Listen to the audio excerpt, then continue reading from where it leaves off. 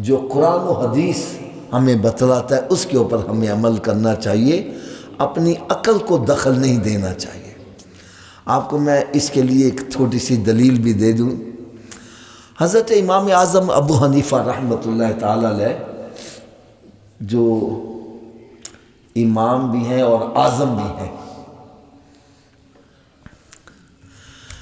آپ ایک مرتبہ نا امام جعفر صادق رضی اللہ تعالیٰ عنہ سے ملاقات کرنے کے لیے تشریف لے گئے۔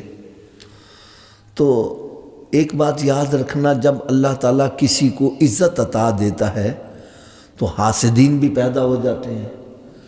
تو آپ کا بڑا شہرہ تھا، تو کسی نے آپ کے بارے میں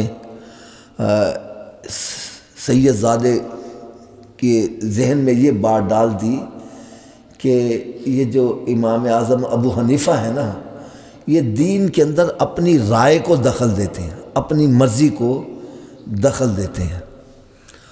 تو جب آپ ملاقات کے لیے گئے تو آپ نے ارشاد فرمایا کہ بھائی میں نے سنا ہے کہ تو میرے نانا کے دین کے اندر اپنی رائے کو دخل دیتا ہے۔ کہنے لگے نہیں، ایسی تو بات نہیں ہے۔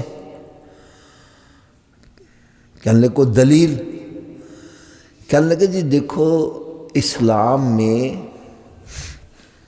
نماز کا مقام زیادہ ہے اور روزے کا بعد میں ہے۔ دلیل یہ دی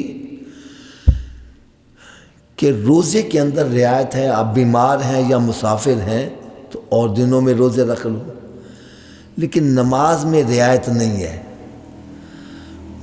نماز سفر میں بھی آپ نے ادا کرنی ہے، بیماری کے اندر بھی آپ نے ادا کرنی ہے۔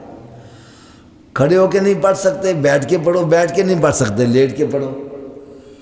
یعنی سفر کے دوران بھی نماز معاف نہیں ہے اور بیماری کی حالت میں بھی نماز معاف نہیں ہے۔ تو کیا لیکن نماز کا مقام زیادہ ہے اور روزے میں رعایت ہے کہ اگر تم نہیں رکھ سکتے تو اور دنوں میں روزے رکھ لو، ٹھیک ہے نا؟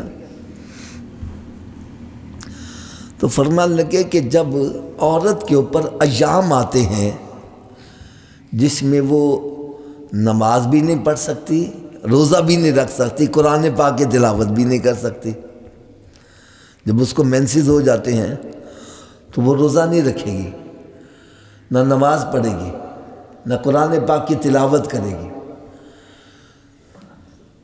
اب شریعت یہ کہتی ہے کہ جب وہ پاک ہو جائے، جتنے روزے اس کے ناپاکی کی حالت میں رہ گئے ہیں اتنے روزے بعد میں جا کے رکھے، اور نماز کی معافی ہے، نماز نہیں ادا کرے گی۔ ناپاکی کی حالت میں جتنی نمازیں رہ گئیں ان کی قضا نہیں ہے، وہ نہیں ادا کرے گی، وہ معاف ہے، لیکن روزے جتنے رہ گئے اتنے روزے وہ رکھنے پڑیں گے۔ فرمان لگے اگر میں دین کے اندر اپنی رائے کو دخل دیتا تو میں نماز کی قضا کرواتا، روزہ معاف کروا دیتا، میں نے وہی دین رہنے دیا جو میرے آقا صلی اللہ علیہ وسلم کا دین۔ تو آپ پھر ان کی اس دلیل سے بہت متاثر ہوئے۔ فرمانے لگا یہ بچہ اگر اپنے علم کے زور سے یہ ستون کو سونے کا ثابت کرنا چاہے تو کر سکتا ہے، یہ اللہ تعالیٰ نے اس کو یہ شان عطا فرمائی ہے۔ تو اس لیے ہمیں بھی دین کے اندر اپنی رائے کو دخل نہیں دینا چاہیے، بلکہ قرآن و حدیث جو ہمیں حکم دیتا ہے ہمیں اسی پر عمل کرنا چاہیے۔ اللہ تعالیٰ مجھے اور آپ سب کو عمل کرنے کی توفیق عطا فرمائے۔